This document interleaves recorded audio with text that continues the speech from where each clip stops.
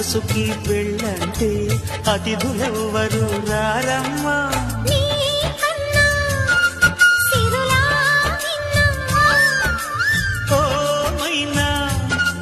మన మనోను మెచ్చిన మనసులు పెట్టిన సుముహూర్తం ఇది.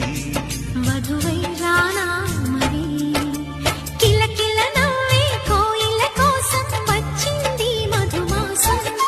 మిలమిల మెరిసే చంద్రుడి కోసం తెర తీసెను సాయంత్రం.